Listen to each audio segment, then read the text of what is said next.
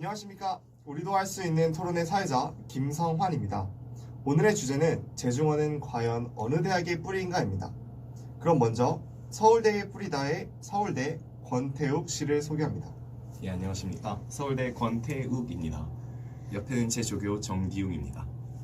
예, 안녕하십니까. 서울대학교 대학원생 정기훈입니다. 예, 그럼 연세대의 뿌리다의 연세대 황석호 씨를 소개합니다. 네, 동일연세 열린원주의과대학 폭풍의 황석호입니다. 예, 김지민입니다. 전아합니다. 예, 두 팀 모두 소개가 끝났으니 이제 서울대 측에서 입론해 주십시오. 예, 일단 재중원은 고종이 설립한 국가기관입니다. 흔히 알려진 알렌이 설립했다는 말은 역사적으로 옳지 않습니다. 알렌이 건의한 것이 재중원 설립의 계기를 마련한 것은 사실이나 알렌은 그저 재중원의 고용 의사일 뿐 설립 주체는 조선 정부입니다. 이후에 재중원의 운영권은 미국 북장로회로 이전되었습니다. 이때 운영권을 넘겨준 것이지 소유권을 넘겨준 것도 아닙니다. 이전된 이후 세브란스 병원이 탄생하고 연희대학교와 통합되어 연세대학교가 출범하였습니다. 이때 연세대학교는 재중원을 개원했던 1885년을 개교 원년으로 삼았습니다.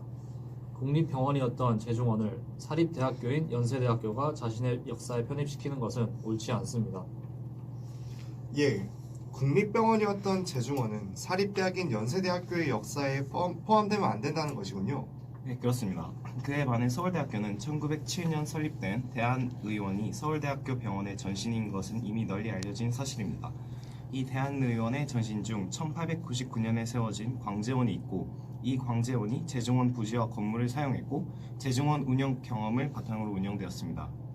즉 광재원이 재중원을 계승한 측면이 있다는 말입니다. 또한 서울대학교는 국가중앙병원으로 대한민국 최고의 병원입니다. 국립병원들이 계속해서 한국 의료계의 대표 병원, 국민과 함께하는 병원이 되기 위해서는 역사 전반을 깊이 성찰하고 그로부터 경험적 자산을 얻어야 합니다. 그런 의미에서 고종과 조선 정부와 부국 광병과 근대화 차원에서 설립한 우리나라 최초의 국립병원 재중원의 역사는 소중합니다. 잘 들었습니다. 국립병원이었던 재중원이 결국 현재 국립병원인 서울대의 전신이다라는 말씀 확실히 알겠습니다. 네, 그럼 다음으로 연세대의 뿌리다 측에서 입론해 주세요. 재중원이 설립된 이후 1894년 미국 북장로회 산교부 소속으로 바뀌었고 1904년 세브란스 시로부터 병원 설립 자금을 지원받아 이름을 세브란스 병원으로 바꾸게 되었습니다. 이후에 연희대학교와 세브란스 의대의 통합으로 연세대학교의 시작이 되었습니다. 이에 대한 근거는 세브란스 병원, 조선 정부, 민간, 일본 정부 등의 자료입니다. 먼저 1902년 세브란스 병원 정초식 초청장에는 새로 짓는 재중원, 세브란시 기념병원이라고 표기되어 있습니다. 또한 1992년 동아일보 기사, 일본 후생성이 발행한 일본 의정록 역시 세브란스 병원과 재중원의 연속성을 보여줍니다. 이후 언제나 재중원이 세브란스의 뿌리라는 것을 세브란스 내부 자료에서는 일관되게 주장하고 있습니다.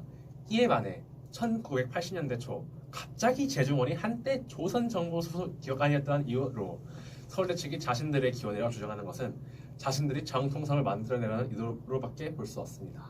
세브란스와 재중원의 연속성은 언제나 증명되었고 서울대는 갑자기 끼어들었다는 것인가요? 그렇죠. 서울대는 1980년대 초부터 재중원이 국립병원이라는 이유로 재중원과 서울대의 연속성을 말합니다. 하지만 재중원은 일단 국립병원이 아닙니다.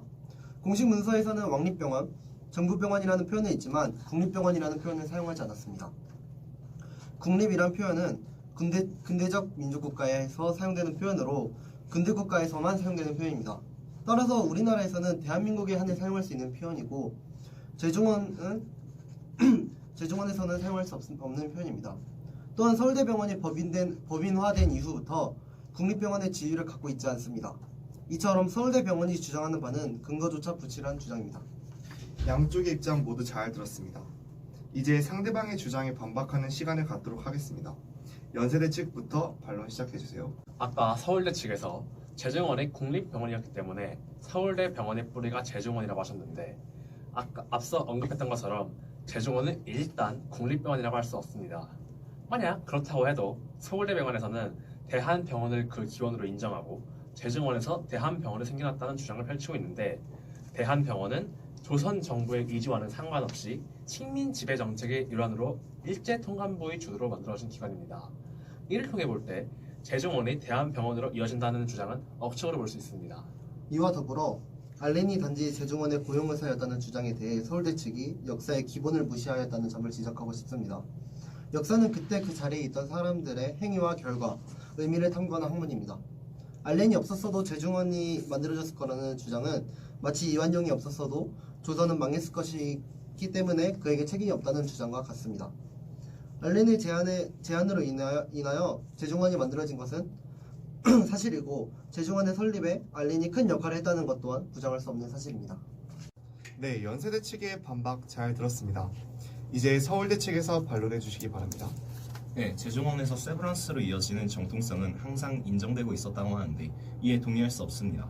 제중원의 경험적 자산이 세브란스로 이어진 것은 맞지만 국립병원인 제중원을 수탁 운영하던 사람들이 기부자의 이름을 따 이름을 세브란스로 바꿨습니다. 이후 대한제국의 요청으로 제중원을 반환했지만 이에 불구하고 제중원이라는 이름을 계속 사용함으로써 단순히 브랜드 가치를 높이려고 한 것으로 추정됩니다. 따라서 제중원과 세브란스는 별개의 병원입니다. 이상 양쪽 반론을 들어보았습니다. 마지막으로 할 말이 있다면 해주시고 마무리해 주시기 바랍니다. 네, 지금까지 말씀드린 것처럼 제중원은 서울대학교의 뿌리입니다. 가장 큰 이유는 서울대 병원과 마찬가지로 제중원이 국립병원이라는 점입니다. 두 병원 모두 정부에서 만들어낸 병원이라 데에 의의를 두고 제중원이 서울대 병원으로 이어졌다는 사실을 인정되기를 바랍니다. 지금까지 계속 제중원은 세브란스의 뿌리로 여겨져 왔습니다. 이러한 통념을 부수고 서울대병원에서 제중원을 본인들의 뿌리라고 주장하는 억측을 받아들일 수 없습니다. 제중원의 의사들부터 그 위치와 여러 가지 정황을 따져봤을 때 제중원은 의심이 여지없이 세브란스의 뿌리입니다. 양쪽 모두 토론에 참여하시느라 수고 많았습니다. 감사합니다.